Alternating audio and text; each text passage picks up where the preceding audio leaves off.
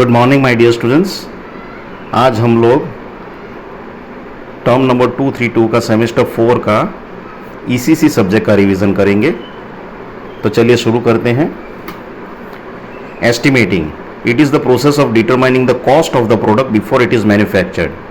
એટલે કે પ્રોડક્ટ બનતા પહેલાં તેની અંદાજિત કિંમતનું આંકલન કરવા માટેની પદ્ધતિને એસ્ટિમેટિંગ કહેવામાં આવે છે। इसका मतलब है कि प्रोडक्ट बनने से पहले उसके ऊपर कुल कितना खर्च होगा, इसकी जो प्रोसेस है कैलकुलेट करने के लिए उसको हम लोग एस्टिमेटिंग बोलते हैं। Second is costing. Costing is the process of determining the cost of the product after it is manufactured. Please remember, after product बनी गया बाद तेनी ऊपर थયેલ कुल खर्च आंकलन करवानी पद्धतिने कॉस्टिंग कहेवामां आवे छे। એટલે કે प्रोडक्ट बनी गया बाद, और कॉस्टिंग वो प्रोसेस है जिससे हम लोग प्रोडक्ट बनने के बाद उसके ऊपर कुल कितना खर्च होगा वो प्रोसेस को हम लोग कॉस्टिंग बोलते हैं। Basically elements of cost three types: material cost, labour cost and expense.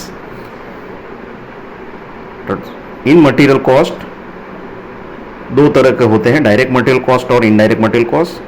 So direct material cost, so direct material ते मटेरियल ने कहेवाय कि जे पोते प्रोडक्टनो एक भाग बनशे, यानी कि जो मटेरियल हो जो प्रोडक्ट का एक भाग होगा उसको हम डायरेक्ट मटेरियल बोलेंगे, और उसका जो कॉस्ट होगा उसको हम डायरेक्ट मटेरियल कॉस्ट बोलेंगे।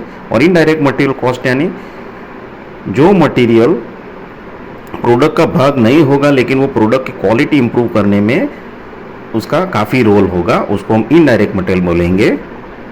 Second is labour cost. So two types of labour cost, direct labour cost और indirect labour cost. So direct labour cost, जो लेबर मशीन को डायरेक्टली ऑपरेट करता है और प्रोडक्ट बनाता है उसको हम डायरेक्ट लेबर बोलेंगे, और उसके ऊपर होने वाले खर्च को डायरेक्ट लेबर कॉस्ट बोलेंगे। और इनडायरेक्ट लेबर कॉस्ट, जो लेबर मशीन नहीं ऑपरेट करता है और प्रोडक्ट डायरेक्टली नहीं बनाता है लेकिन प्रोडक्ट की क्वालिटी इंप्रूव करने के लिए उसका काफ़ी रोल होता है, तो उसको हम इनडायरेक्ट लेबर बोलेंगे, और उसके ऊपर होने वाले खर्च को हम इनडायरेक्ट लेबर कॉस्ट बोलेंगे। Third one is expense. उसके इसमें भी दो है, डायरेक्ट एक्सपेंस और indirect expense. So direct expense are those which can be charge directly to a particular product. कई बार नई प्रोडक्ट होता है तो उसके ऊपर हमको जिग्स, फिक्सर्स, रिसर्च का एक्स्ट्रा खर्च होता है, तो उसको हम डायरेक्ट एक्सपेंस में डालेंगे। और इनडायरेक्ट एक्सपेंस यानी कि those all the cost which occurs on proper functioning of the industrial organisation. So सभी तरह के खर्च जो एंटायर इंडस्ट्रियल ऑर्गेनाइजेशन में होते हैं उसको हम इनडायरेक्ट एक्सपेंस बोलते हैं। नाउ सेकंड स्लाइड, ये हम लोग देख सकते हैं कि ये block diagram of elements of cost है। ऊपर दिया गया है DMC is equal direct material cost, DLC is equal direct labour cost, DE is equal direct expense, FOH is equal factory overheads, AOH यानी एडमिनिस्ट्रेटिव ओवरहेड, एसएनडीएच यानी selling and distribution overheads. तो हम block diagram में number 1 देखेंगे तो तीन चीज़ें दी गई है, DMC plus DLC plus DE. जब ये तीन चीज़ें कंबाइन होती है तो वो होता है प्राइम कॉस्ट, जो आप देख सकते हैं। प्राइम कॉस्ट में अगर हम एफओएच जो रेड कलर में दिया गया है वो उसमें ऐड करेंगे तो वो बन जाएगा फैक्ट्री कॉस्ट। फैक्ट्री कॉस्ट में अगर हम ये रेड कलर का ऊपर जो है वो ऐड करेंगे एडमिनिस्ट्रेटिव ओवरहेड, तो वो बन जाएगा ऑफिस कॉस्ट और प्रोडक्शन कॉस्ट। और ये अगर उसमें हम selling and distribution overhead add करेंगे तो ये ब्लू कलर में आप लोग देख रहे हैं वो टोटल कॉस्ट हो जाएगा। टोटल कॉस्ट में अगर हम प्रॉफिट और लॉस जो भी होगा वो ऐड करेंगे तो उससे वो बन जाएगा हमारी सेलिंग प्राइस, एसपी। अगर सेलिंग प्राइस में हम लोग डिस्काउंट टू डिस्ट्रीब्यूटर ऐड करेंगे रेड कलर का तो वो हो जाएगा कैटलॉग प्राइस। यानी catalogue price is the total price, वो टोटल प्राइस है जिसमें प्रॉफिट और लॉस और डिस्काउंट टू डिस्ट्रीब्यूटर सब कुछ ऐड है। तो आप लोग देख सकते हैं नीचे फॉर्मूला है, prime cost is equal to direct material cost plus direct labour cost plus direct expense. Number 2 is factory cost is equal to PC, जो पहले का है वो पीसी प्लस यानी prime cost plus factory overheads. Third number पर है office cost. Office cost आप देख सकते हो वो सेकंड नंबर का फैक्ट्री कॉस्ट है प्लस एडमिनिस्ट्रेटिव ओवरहेड। ये हम लोग इस डायग्राम से भी इजीली कैलकुलेट कर सकते हैं ये फॉर्मूला को। फोर्थ नंबर पे है total cost. Total cost is equal to office cost plus S and DH यानी कि selling and distribution overhead. Fifth number पे है selling price. Selling price equal total cost plus और माइनस प्रॉफिट और loss, अगर loss होगा तो minus करेंगे। 6 पे है catalogue price equal selling price plus discount to distributor. So ये फॉर्मूला हम लोग याद रखेंगे, डायग्राम से भी याद इजीली रह जा सकती है। तो चलिए आगे बढ़ते हैं। Depreciation, so loss in the value of asset और मशीन विद टाइम, यानी कि टाइम जैसे पास होता है तो उससे जो एसेट और मशीन की वैल्यू में जो गिरावट आती है उसको हम डेप्रिसिएशन बोलेंगे। સમયની સાથે વસ્તુની કિંમતમાં થતા ઘટાડાને डेप्रिसिएशन કહેવામાં આવે છે। बेसिकली डेप्रिसिएशन कैलकुलेट करने के लिए हम लोग दो मेथड का यूज़ करेंगे। नंबर 1 है स्ट्रेट लाइन और फिक्स इंस्टॉलमेंट मेथड, नंबर 2 है सिंकिंग फंड मेथड। अगर हम डेप्रिसिएशन स्ट्रेट लाइन मेथड से कैलकुलेट करेंगे तो उसकी फॉर्मूला है D is equal to C minus S upon N, जहाँ पे C is equal to initial cost of equipment, S is equal to scrap value और N is equal to life in years है।